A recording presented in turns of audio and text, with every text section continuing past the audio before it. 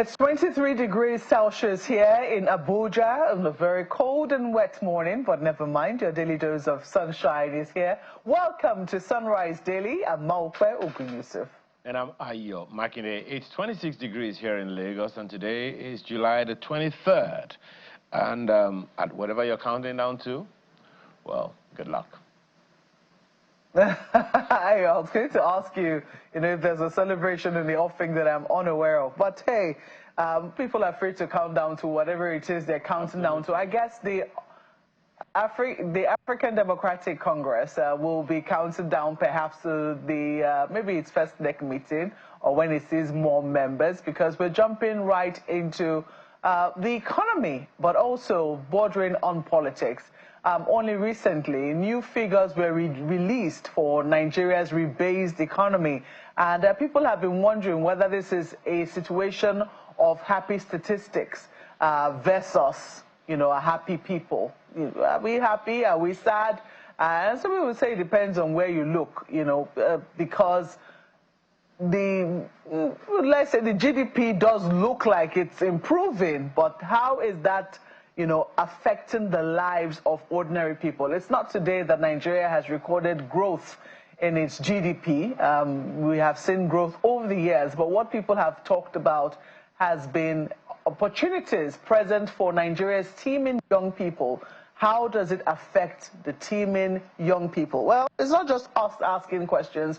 It's Nigeria's political class too, asking questions of the ruling party to say, how are you doing? So this morning we have been joined by Mr. Balaji Abdullahi, who is the Interim National Publicity Secretary of the African Democratic Congress.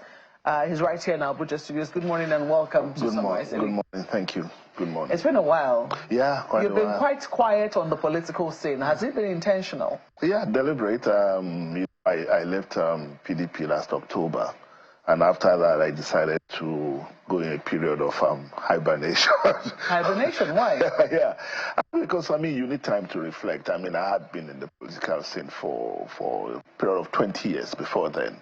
And a lot of things have happened in between. So I needed time to relax, write my book, Yes, you are, right? Yes, write my book, and which is coming up soon. So then the coalition conversation happened, and I was invited, and I like what I was hearing, so here we are. Well, this is what people have, they're looking at the coalition right now. They're wondering whether this is an amalgamation of strange bedfellows, as they had seen in 2014, that people who, did not necessarily agree, but had a common interest, which was to remove a government out of power, then we figure out the rest later. It seems like that is what is now happening again with the African Democratic Congress. Well, I would say you are totally wrong, but there is a lot more to it than just that. Politics is always about strange bedfellows who have found ways to stay together. In fact, one of the strengths of PDP over the years was that it created accommodation for a broad spectrum of people with different tendencies, the philosophy actually was to include as many people as possible.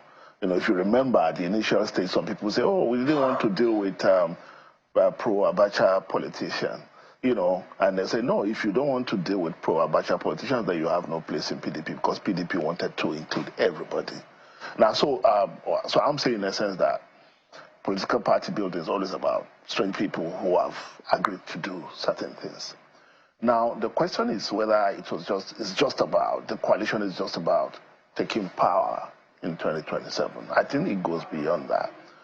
For me personally, when I said I was invited and I liked what I was hearing, I could see a new vision. I could see a possibility that transcends just 2027.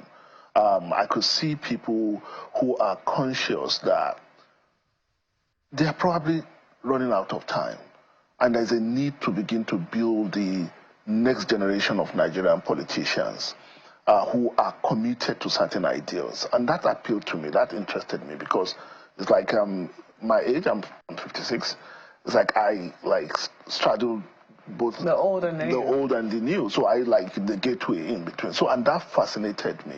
And the kind of conversations I've been hearing since then was not just about grabbing power. Of course, we talk about rescuing the country. That's what political parties will do when you operate in a country like ours, you know. But it's not just about power grabbing. So what would you say has been the ultimate failure of the PDP and why you left? No, I left because of my own local consideration, which I'm not going to talk about here. But why? You know, I don't want to talk about it because I need to preserve some relationships. And if you need to preserve relationships, there are some things you don't talk about in public, right? And respect for the history that took 20 years to build, you know, so I don't want to talk about that. If you ask me about PDP generally, then I can give my opinion. Yes. I think PDP became its own problem. If you remember, as recent as 2007 or so, PDP was so dominant that I think the national secretary at the time was talking about PDP ruling for 60 years. Everybody had to be in PDP. If you wanted to play, you had to be in PDP. Hubris set in. Hubris set in. Internal contradictions, because what people could do in other smaller parties, everybody brought it into PDP. And you knew at that time that if you got the PDP ticket, it's more or less like you've won the election.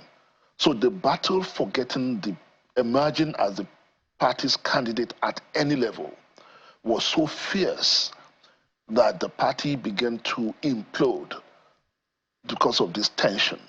You know, then we found ourselves in situations that it now became a party of big men, alienating the membership. You know, so all this led to, and they lost the election. The PDP lost the election for the first time in 2015. PDP was not built to play opposition. PDP was built to govern. So it found itself in a strange place in 2015 as an opposition party. And then everything began to spiral downwards from then. Then came this administration, and PDP remained like the potential challenger for power again. So I don't know if it was deliberate policy of this government or it's something that some people just decided to undertake by themselves to undermine or take advantage of the internal contradictions in the opposition parties and to make sure they are no longer in it. But what is happening today is a situation that, and I say that this not because I'm in ADC, that Nigerians have ADC to thank for coming on the scene. Why? We were inexorably heading towards a one-party state, essentially. The last time we came close to it, I had one governor, I think Governor Adeleke in Osho, saying that he's not going to leave PDP, but he's going to back President Tinubu. I mean, the last time we came close to anything like that was during Abacha, when people would be in one party and be supporting the candidate of another. It has never happened before. So for whatever it is worth, ADC is giving Nigerians alternative. So when we arrive 2027, Nigerians can look at the APC and say, are we happy with them? Okay, let them continue. If we are not happy, then what alternative? It's dangerous if there are no alternatives. Well, clearly, you are not letting the APC now, the APC ruling party, breathe in space. And it does appear that you are now beginning to challenge, which is what an opposition is supposed to do. When facts or whenever it is there are releases from a ruling party, we ought to hear the perspective of the opposition on this. Sometimes we hear occasionally from the PDP, sometimes it's the Labour Party, but it does appear that the ADC is trying its best to be consistent on matters that affect policy and also affects, in this instance, statistics. So you've spoken up on this issue of the rebasing of the Nigerian economy. Now we understand that Nigeria is 4th in Africa. It is 40th largest economy in the world. The aim has always been for Nigeria to be amongst the first 20 economies in the world. It doesn't appear that, well, we've made some progress considering the challenges that we have faced. But here you are saying that GDP doesn't fill empty stomachs. Why did you feel the need to say this? Because some people say that this is just a statistic. This is just a realignment of what it is that is our potential, where it is that we need to focus more to see where we can build, the areas that are actually productive in the economy, that maybe the government can encourage a lot more to do, you know, to be more productive, and maybe we can eventually meet our goal. Why did the ADC feel a need to speak up on this particular rebasing of Nigeria's GDP? Well, there are two issues here. And when we said what we said about the rebasing, about GDP essentially, we're not saying anything new. When the rebasing was announced, rebasing of the economy was announced around, I think, around 2014, during President Jonathan's administration. That was when Nigeria's GDP climbed to #1 in the African continent. These questions were raised by various analysts and economists. I'm not an economist. But I know that as far back as 2008, economists all over the world had begun to question whether GDP was sufficient as a measure of productivity, as a measure of national economy, whether it truly reflects the true state of the economy of a country. French president at the time, Nicolas Sarkozy, actually commissioned a team led by two leading Nobel economists, Amartya Sen and Joseph Stiglitz. And when they submitted their report, the report was eventually published into a book, and every serious student of development economists must have read that book, Mismeasuring Our Lives, why GDP is not enough. So it's not a new conversation, and that report was launched at the time of global economic crisis. The point they are making is that GDP tends to overlook the lived realities of the people. In other words, you can have economic growth that leaves the majority of the people behind. You know, so it doesn't reflect unemployment. It doesn't reflect real per capita income. It doesn't reflect inequality. You know, so when we talk about GDP, and GDP is rooted in some Keynesian economics. So we're now saying that don't celebrate it's statistics, but don't celebrate it as if it's a mark of progress. It is not a mark of progress. Because today the truth is that 90% of Nigerians are still in poverty. Nigeria is still the most unequal country in the world. And there are structural issues that need to be addressed that you are not addressing. Nigeria does not even have the infrastructure for social intervention. When we do social intervention as government, as you see in the last administration, it's still ad hoc. Trader money, this, that, you know, we still don't have the infrastructure to deliver it. Right? And the physical infrastructure that supports real productivity are not there. Agriculture, for example, manufacturing, for example. So these are deeper economic issues that we believe the government needs to focus on rather than just GDP. Now, the second point, what are the indicators that you are focusing on? For the first time, Nigeria is including illicit activities as part of economic activity, prostitution, drug trafficking. I mean, this is shocking. Now, just to boost the GDP, they are now included. Now, as strange as it may sound, it's actually not a completely weird thing. You know, that's what statisticians do, right? The United Nations Statistical Commission actually recognized that those are economic activities, you know, and the system of national accounting, you can actually include those things. But the question is, for Nigeria, there are two issues here. One, are we now normalizing prostitution? Are we now normalizing drug trafficking? Are we now normalizing human trafficking? How long will it take us before we start including Yahoo activities as part of economic activities, right? So that is the question, the ethical issue, the social concern, that the implication of including these and recognizing them as economic activity. That's one. Two, do you really have the data? How do you measure the volume of activities in prostitution, economic activity associated with prostitution? So at best you speculate. And when you speculate, what do? You just bring in numbers randomly. So the integrity of this is actually in question. So that's the point we are making. I'm thinking about it, and you've looked at this from a broader perspective. You've looked at this from an international context. The fact that it is not just Nigeria that is questioning whether GDP is a fair and accurate way of measuring the productivity and the reality of lives of a lot of people.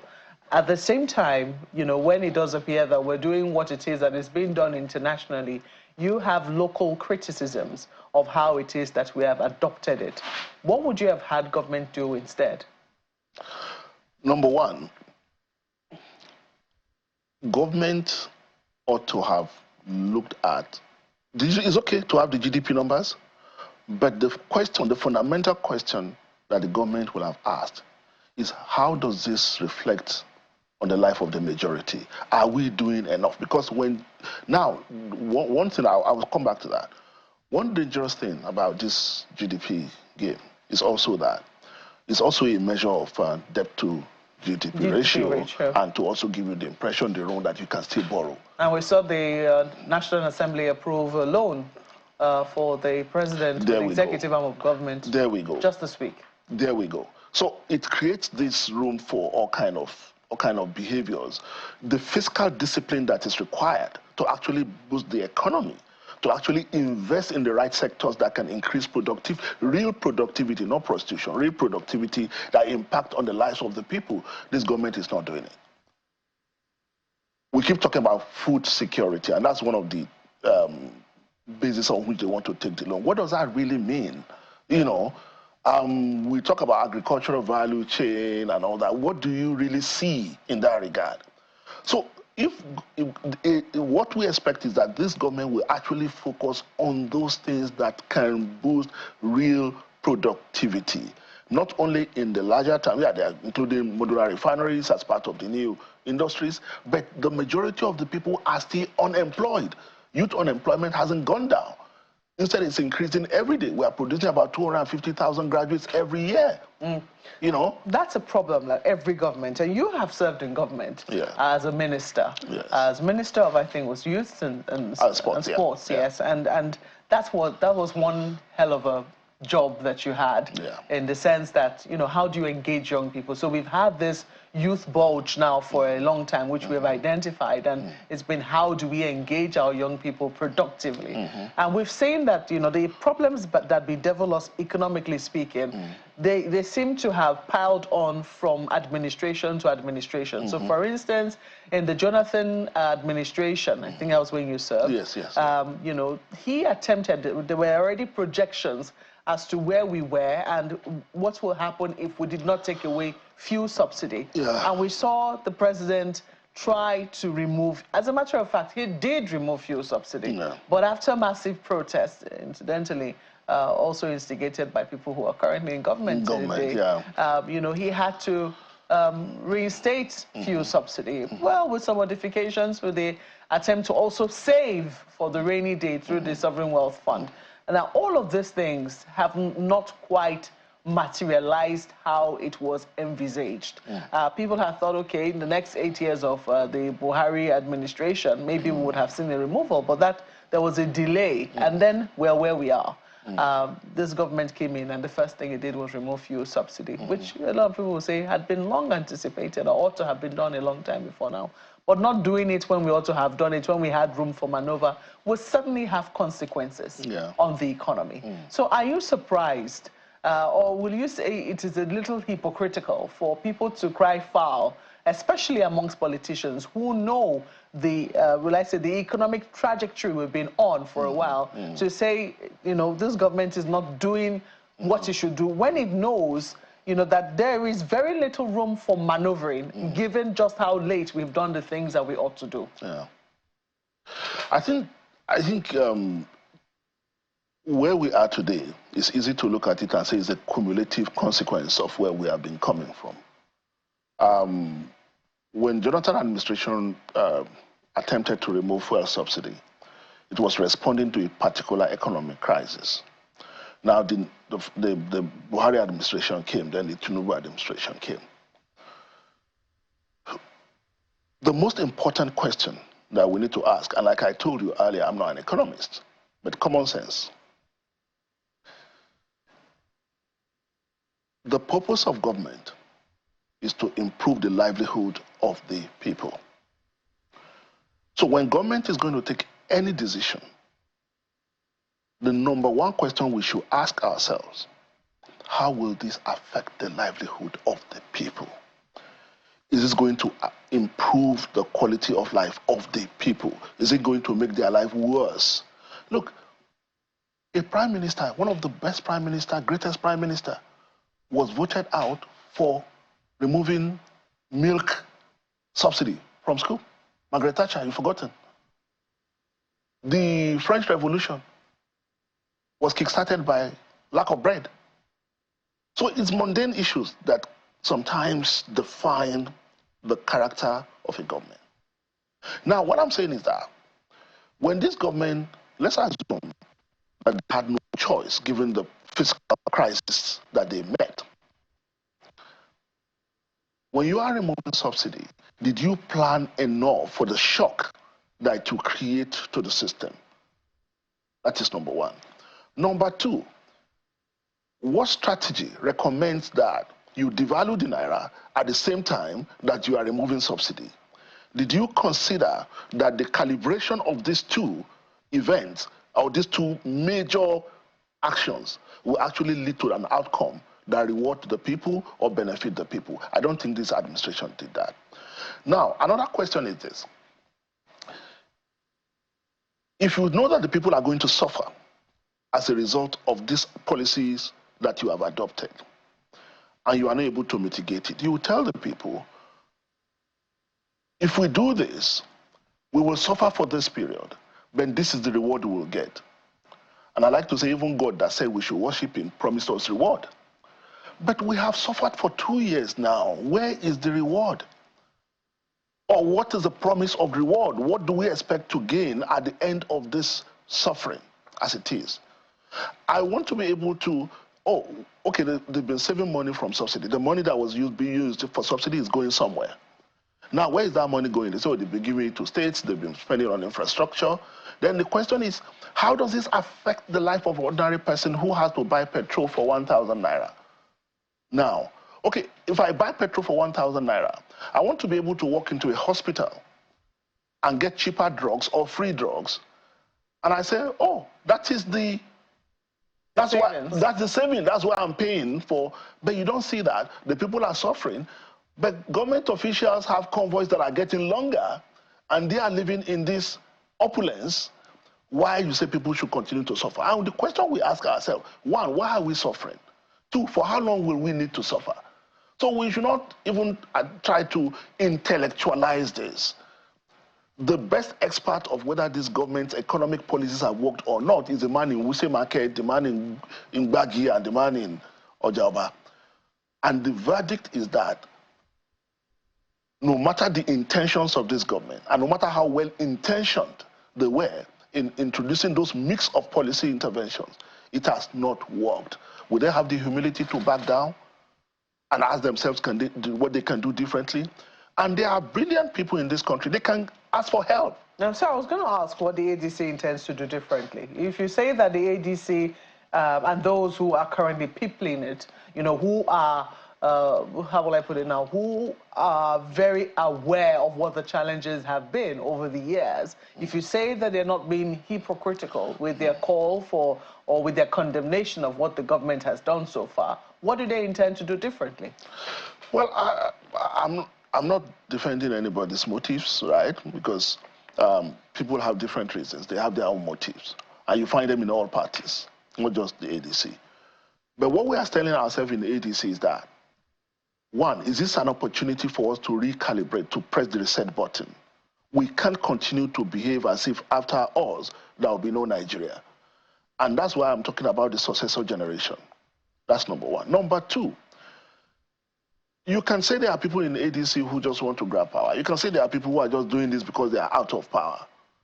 But can we also agree that there are people who form sufficient critical mass within this new party that are willing, that are tired of being looked down upon just because we are politicians? I see it. I can encounter it every day.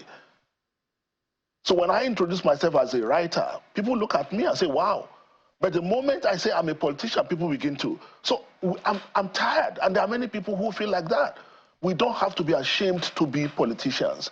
If some people have given politics a bad name, some people have to say, look, we must give politics a good name by using it for what it should be used for, the service of the people. So what do you ask me, what would ADC do differently? ADC will play by new rules we are setting for ourselves now. ADC will be the party that is governed by its own membership. ADC will set rules that everybody, ADC is not going to have its elected officials being overlords over the party. These are the new rules we are setting for ourselves. And I'd like to give an example of the UPN in the Second Republic. If you were a UPN governor, no matter how useless you are, you know you will do free education. That happened in this country. So can we begin to look back into our own history and see what we can learn? But in terms of the immediate challenges, ADC wants to be the people that address directly what concerns Nigerians. And I don't want to sit here and give you my personal opinion. In the coming weeks, we are going to release the documents about our plans, our manifesto, our program. We are working on that already. You know, so when that comes out, I can come back here and discuss it. All right, then we'll be looking forward to that. But just very quickly, what would you say? Because I know you already talked about local politics and how you don't want to speak to that. But, you know, we cannot dissociate you from former Senate President Bukola Saraki. Yeah. And I was just wondering, what do you say to those who say, oh, you're in the party because he's not in the party? I don't know what that means. I'm in the party because he's not. What does that mean? Yes. Well, you were both in the PDP. Yes, we were. I was with him. He's still in the PDP. Yes, yes. You were in the PDP because of him? Yes, I was in the PDP because of him, because originally he brought me into politics. As far back as 2003, and I worked with him all through. Then I became federal minister then. So I've always been part of his political family. Yes, yes. Are you in the ADC because of him?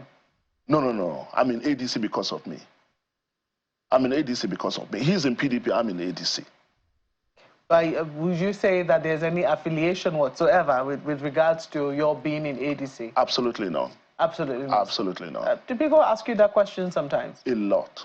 Okay. Just to make sure that, you know. Well, we have to thank you very much for coming on Sunrise City this morning. We certainly will keep tabs with you with regards to the upcoming programs of the ADC. But we have to thank you once again.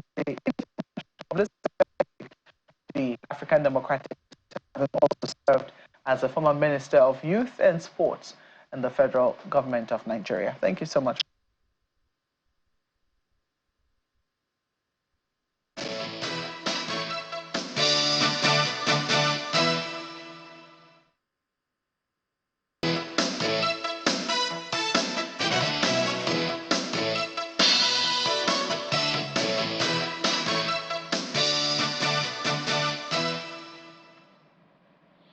Thank you so much for staying with us. Up next is a conversation with Professor Pat Utomi, who is a professor of political economy political economics, as well as he's the convener of the Center for Values in Leadership. Thank you so much for joining us this morning, Prof.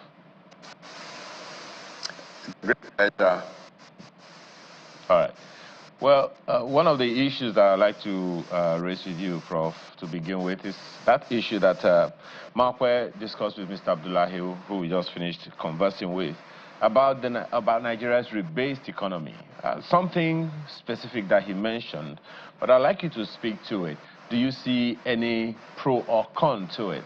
Those who are wondering, in fact, just yesterday, Markwe referenced this earlier, Mr. Bismarck-Rani was telling Nigerians on the news at 10, that we may have happy people, well, happy statistics, unhappy people.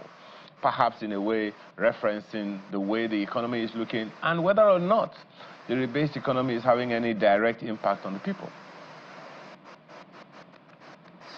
Well, you know, one of the things that trouble me about where we have become in Nigeria is that way of becoming distracted. One of the things that has happened since 2000 is this obsession with economic stabilization, stuff like that, and it throws off the statistics. You walk back and you look years after, and you were worse off than you were, but you excited yourself during that period. I don't want to focus on, you know, statistics that people play with one way or the other, whether it's for good or for ill. I want to focus on what matters: production, food. That ultimately determines whether people have a decent quality of life. Tell you what, I don't know if many of these people who are having these conversations know anything about the lean months. Some work months for poverty, hunger, and all of that are the months we're going through right now, from about June through August. Because for agriculture, just before the harvest, and with all the problems we have had, people are really going through hell right now. Is there a strategy to reduce and boost production after this season? Those are the concrete policy challenges that I would like to deal with. So, we've been talking about rebased this, we did that, we did this. But I think as a patriotic Nigerian who's president of the African Development Bank, gives you a statistic that the quality of life in Nigeria in 1960 was better than it is today. People get on his case, go and check it out. I mean, I'm currently writing a book, Why African Nations Are Still Poor. And I go back and I look at what happened between 1956 and 1960. I saw industrial output go from next to zero, 20% of GDP between 56, when self-government came on, and 1960 of independence.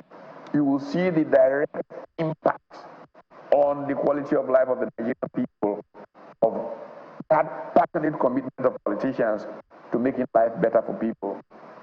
A unique statistic I want to throw at you is that back in those days, a lot of rural dwellers who then engaged in some commercial agriculture and all of that made significant money from selling their cocoa, selling their groundnuts, and selling their palm produce and all of that. And they had savings, significant savings. If you go back to why rural banking was natural back in those days, it was because these people who made money saved this money for from commercial agriculture. Didn't have any bright light environment in the rural area, so they basically saved most of it. So what did banks do in those years? Banks mobilized rural savings and brought them to urban areas for lending.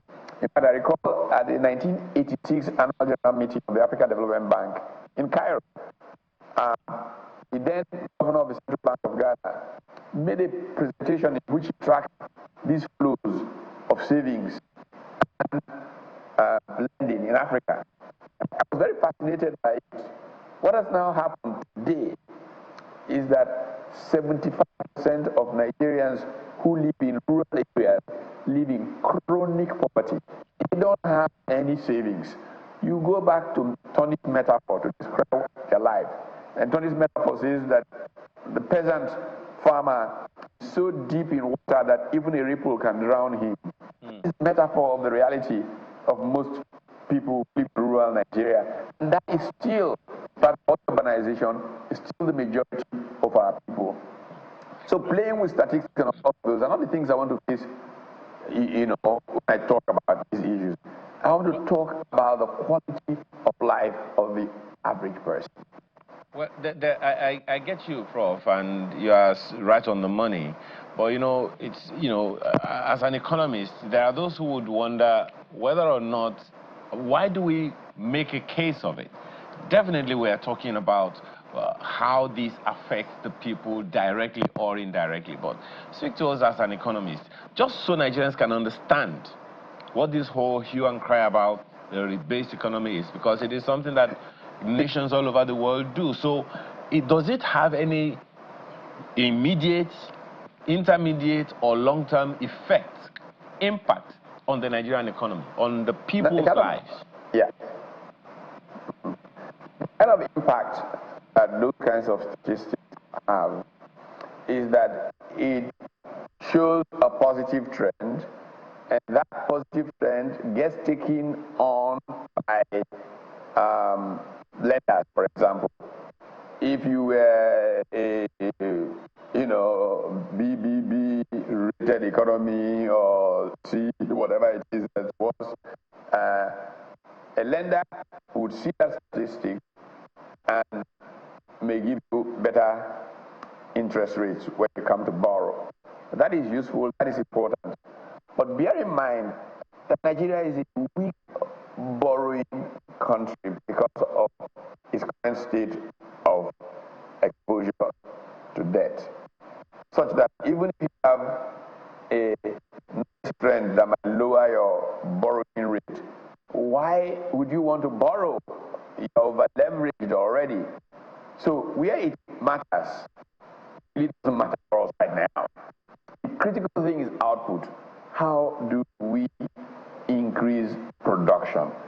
And at the heart of how we increase production is strategy, is education, education, and education. The competitiveness of nations is significantly built around education. Look, when Deng took over in China in 1978, just don't follow me, go and read most of the speeches that Deng made in 1978, including the very powerful one in December 13 at the Congress of the Chinese Communist Party, is we have to learn to respect knowledge, give it its place of credence if we are going to make progress. And he spoke so, and if you go back now, I can show you studies that show that the direct impact of education on the quality of output and the rate of output for China, how phenomenal it was. If we don't even want to go to statistics, take a very simple conversation that took place between Barack Obama, President of the United States, and nowadays Steve Jobs. And that happened in 2011, just a few months before Steve Jobs passed away. And Barack Obama at this dinner in California says to these tech leaders, why are you making these iPhones in China? Why are you taking all these things to China? And very frontally, Steve Jobs said to him, look, we're trying to beat some deadlines. We're looking for software engineers to put together around the United States. We've looked at a few places, and we're having difficulty finding enough of these engineers that could work at speed. And then we discovered, wait a minute, one local government in China has a concentration of more software engineers that occupy in several states in the United States, and their costs are a quarter or less. And so the natural thing to do was to jump into China to produce the iPhone. Our country continues to neglect the investments that is required to be made in education. In fact, education is fundamentally a problem. One of the reasons Nigeria is not making progress. What are you educating people for? Where are the skills that you need for manufacturing that you want to come?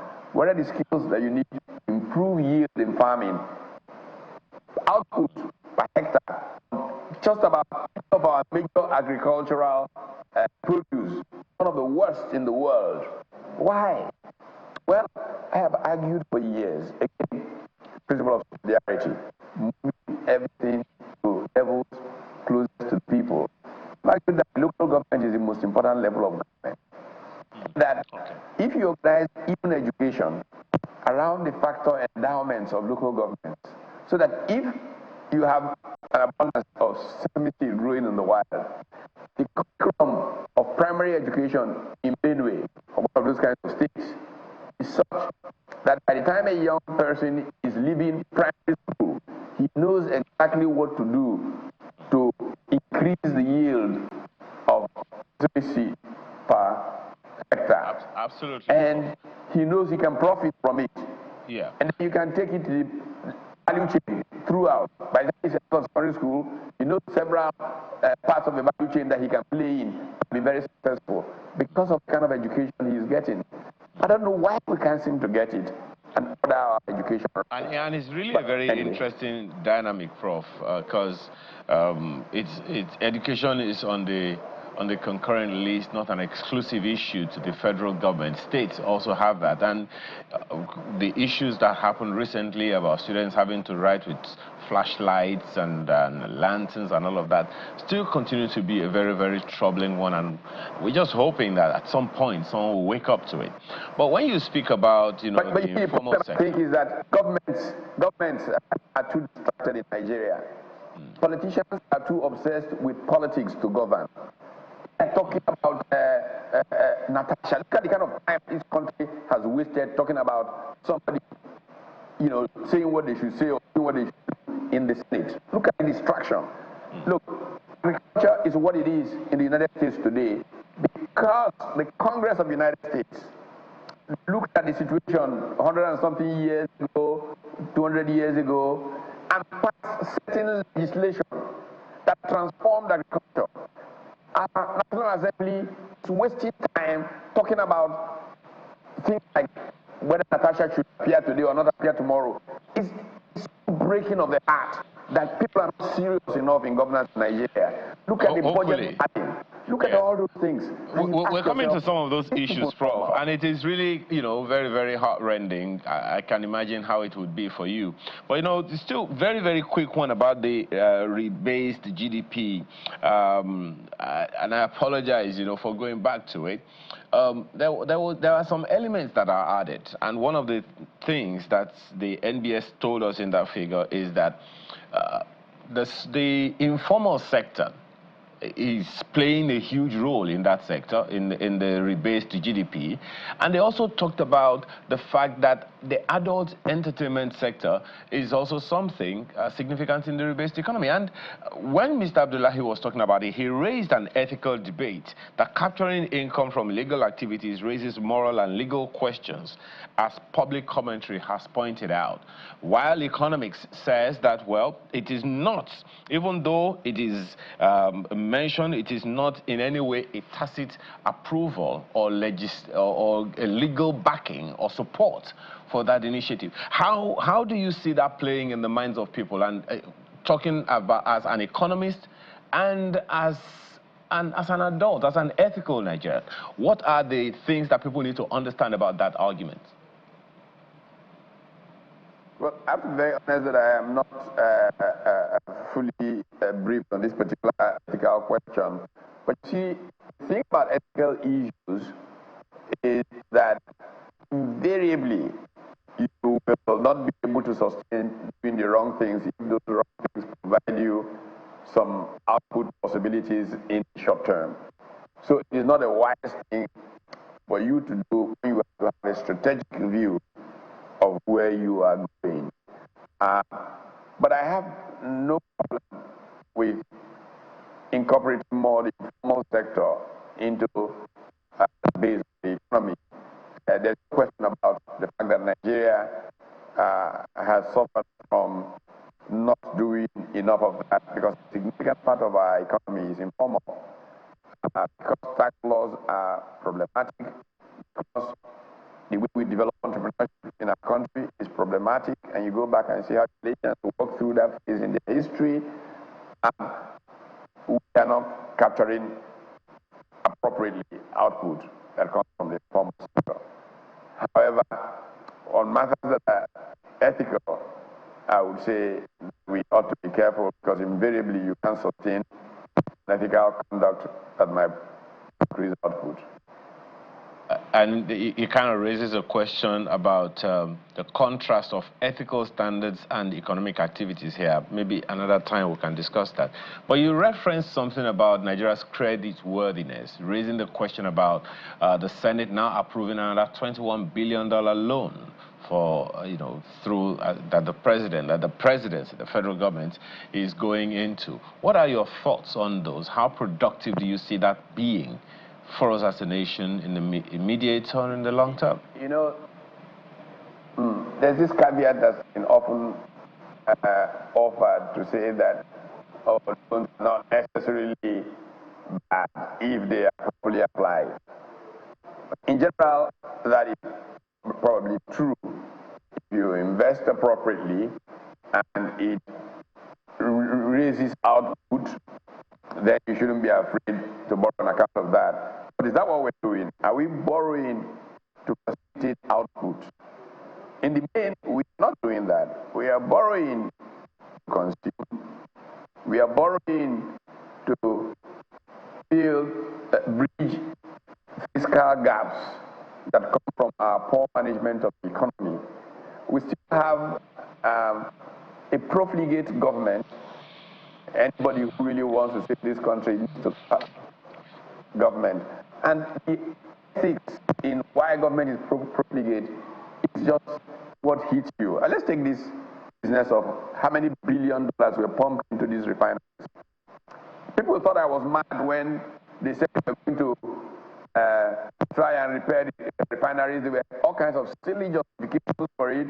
My friend Rebased, I said to him, please, people stop this business.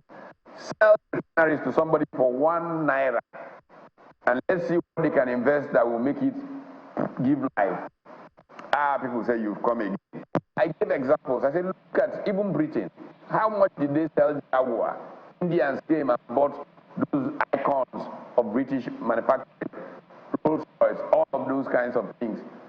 Why are you people, you know that these refineries may not be revivable?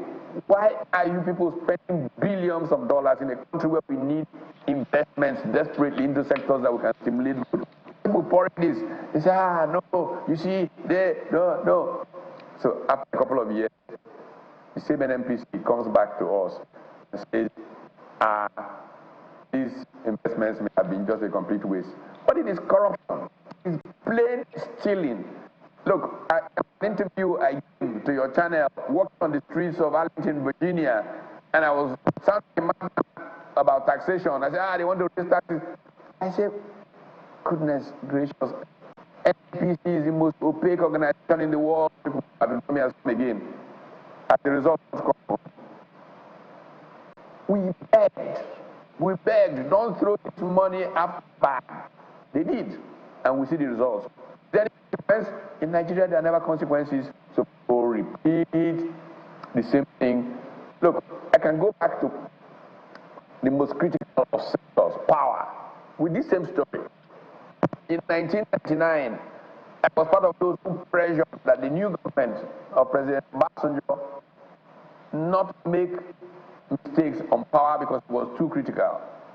Let us get a power reform investigation. Let us get a new strategy. That strategy said, abandon the power plants that exist. There's no point in investing to revive them.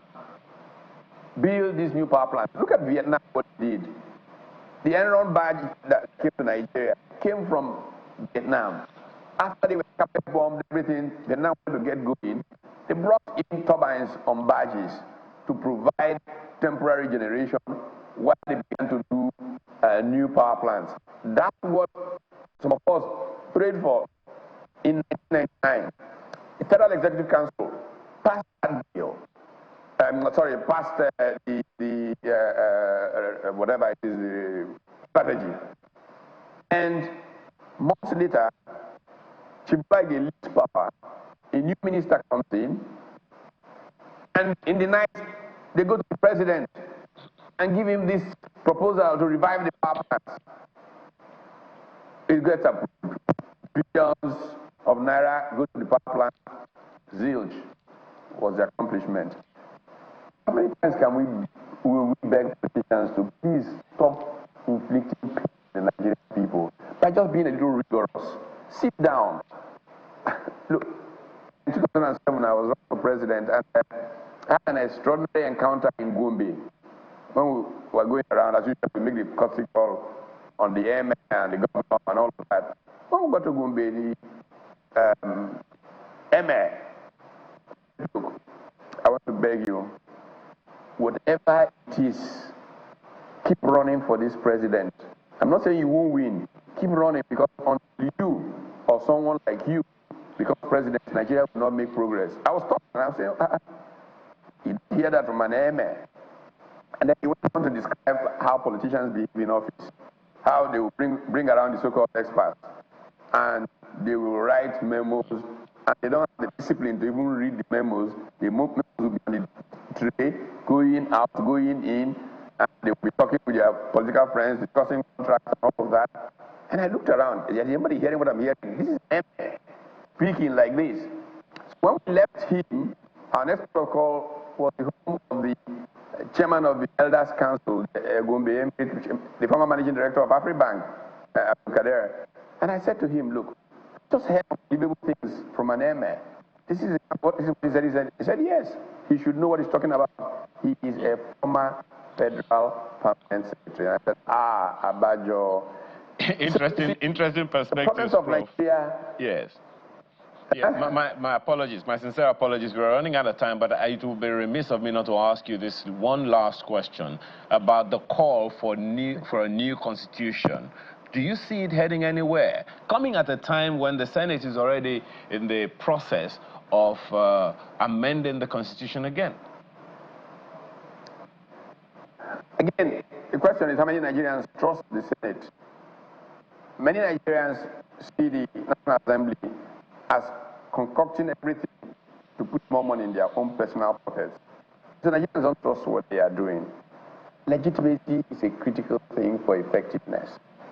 Even Nigerian people, through all kinds of ways, say, this is the kind of constitution we want to see. I think the moral imperative is for those things to be incorporated very quickly. Nigeria is hostage to a constitution that is not working. The politicians know that.